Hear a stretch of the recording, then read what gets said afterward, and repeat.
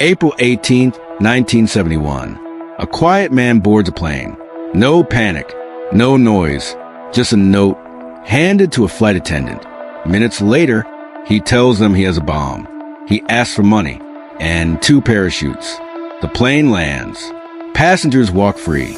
But then he jumps into the dark, into the storm, and disappears forever. No body, no trace, no answers. More than 50 years later, new evidence is finally being tested. Was D.B. Cooper a genius? Or just lucky? This is the only skyjacking in U.S. history that was never solved. The story begins on the afternoon of April 18th, 1971, at Portland International Airport in Oregon. It was a day before the party, one of the busiest travel days in the United States. People were rushing home to their families. The airport filled with noise, luggage, and holiday energy. But in the middle of all that movement, one man stood out, not because he was loud, but because he was completely calm. He was described as a middle-aged white man, around his mid-40s, wearing a dark business suit, a white shirt, and a thin black tie. He looked like any ordinary American businessman of that time. Nothing about him raised suspicion. He walked up to the counter and bought a one-way ticket to Seattle. He paid in cash. The name he used? D.B. Cooper. That name would later become one of the most famous in FBI history. But at that moment, it meant nothing. He boarded Northwest Orient Airlines Flight 305, a short flight that would normally take less than 40 minutes. The plane was a Boeing 727, a common aircraft at the time. He chose seat 18C near the back of the plane. Shortly after takeoff, he ordered a drink, bourbon and soda. Calm, polite, normal. Then everything changed. He handed a note to a flight attendant. At first, she didn't think much of it. She assumed it was just a man trying to flirt. That happened often back then. So she slipped the note into her purse without reading it. Then he leaned closer and quietly said, "Miss, you better look at that note. I have a bomb." Her heart dropped. She opened the note. It said he had a bomb in his briefcase, and he was not joking. When she sat beside him, he opened the briefcase just enough for her to see inside. Wires, red sticks, a battery. Whether it was real or not, she believed him. And that's when the skyjacking began. Once the note was read, everything became controlled but tense. The flight attendant stayed calm, just like he told her to. She followed his instructions carefully. He didn't shout. He didn't threaten loudly.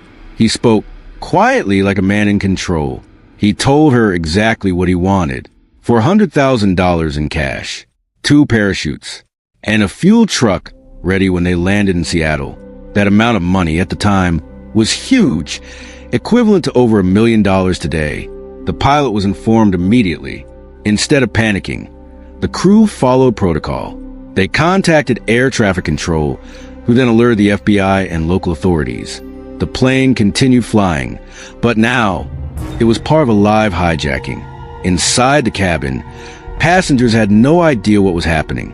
They sat, talked, and waited to land, completely unaware that a man with a bomb was just a few rows behind them. Meanwhile, the authorities on the ground were scrambling. Banks were contacted. Cash was gathered. The FBI made a critical decision. They would cooperate. They didn't want to risk lives. Back on the plane, the man known as D.B. Cooper remained calm. He even paid for his drink. That detail would later shock investigators. Who hijacks a plane and still pays for a bourbon? As the plane circled Seattle to give authorities time, the tension slowly built. The sun was beginning to set, and everyone knew this was far from over. As Flight 305 approached Seattle, the situation reached its most critical point.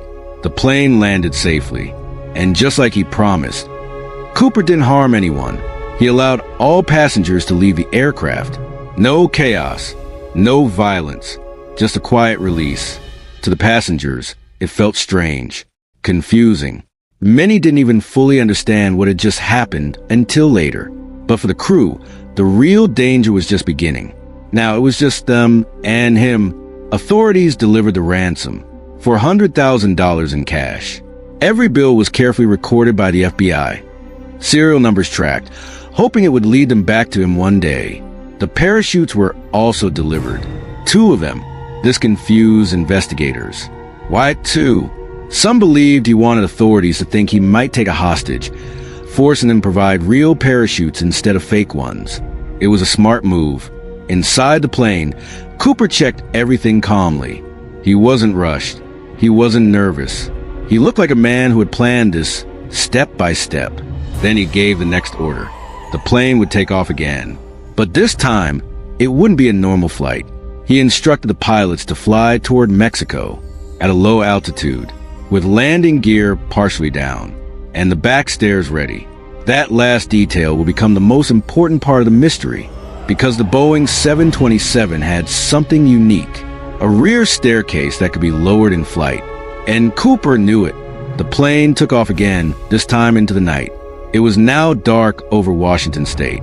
Rain was falling. Winds were strong. The kind of weather no one would ever choose to jump into. But Cooper wasn't like anyone else. Inside the cabin, only a few crew members remained. He told them to stay in the cockpit. No one was allowed to come back. He wanted to be alone. Alone with the money. Alone with the parachutes. Alone with his plan.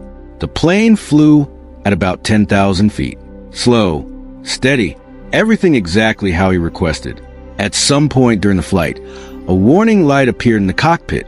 It showed that the rear staircase had been lowered. No one saw him do it. No one heard him clearly, but they knew this was it. Somewhere over the dark forests of the Pacific Northwest. Cooper opened the back of the plane. Cold air rushed in. The wind howled. Rain hit like needles. And without saying goodbye, without leaving a trace, he jumped into the night, into the storm, into history. The moment the plane landed again, the hunt began. The FBI launched one of the biggest investigations in U.S. history. They named it NORJAC, Northwest Hijacking. Agents searched the possible landing zone, but there was a problem. No one knew exactly where he jumped. The area below was massive. Thick forests, rivers, mountains. Days passed, then weeks. Search teams looked everywhere. Helicopters flew overhead. Officers walked miles through mud and trees. They found nothing. No parachute, no body, no money. It was like he vanished into thin air. Back at the lab, the FBI examined the plane. They found a black clip-on tie left behind. That tie would later become one of the most important pieces of evidence. They also had fingerprints. But in 1971, technology was limited. There was no DNA testing like today. The mystery only grew deeper. Soon, the FBI started getting tips. Hundreds of them, then thousands. People called in names. Friends, neighbors, even family members. Everyone had a theory. Some suspects looked promising. Former soldiers, skydivers, criminals. One of the most famous suspects was a man named Richard McCoy.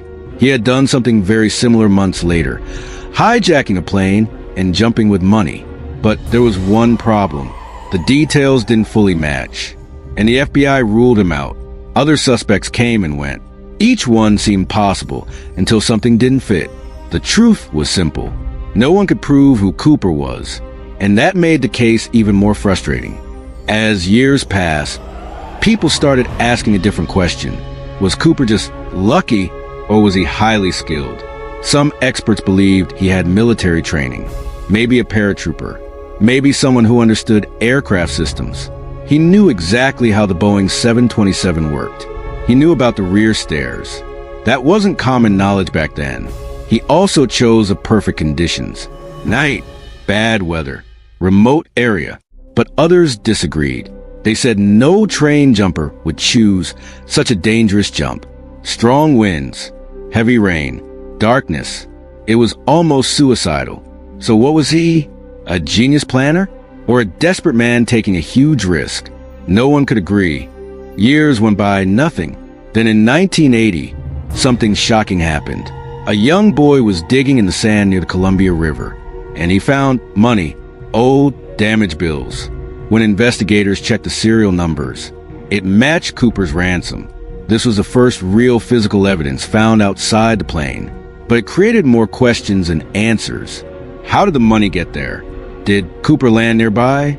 Did he bury it? Or did the river carry it over time? Once again, the mystery grew deeper. For decades, nothing new came up. The case went cold, but it was never forgotten. The story of D.B. Cooper became legend. Books were written. Movies were made. People became obsessed. He wasn't just a criminal anymore. He became a mystery, an icon. The man who got away.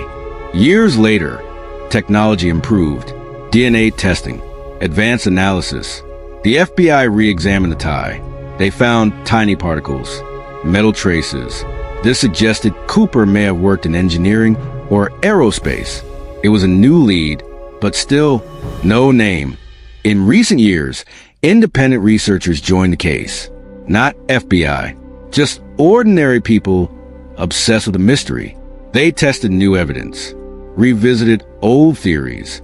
Some believe they are close to the truth, but nothing has been confirmed. Yet, the biggest question remains. Did Cooper survive the jump? Some believe no one could survive that fall. Others believe he planned everything perfectly. If he survived, he lived a normal life. Maybe changed his name. Maybe watched the news as the world searched for him. Even today, the case remains open. It's the only unsolved skyjacking in U.S. history. And people are still searching. Because it's not just about the crime. It's about the mystery, the unknown, the question that refuses to be answered. More than 50 years later, we still don't know who he was. No confirmed identity. No final answer. Just a man in a suit who boarded a plane and disappeared forever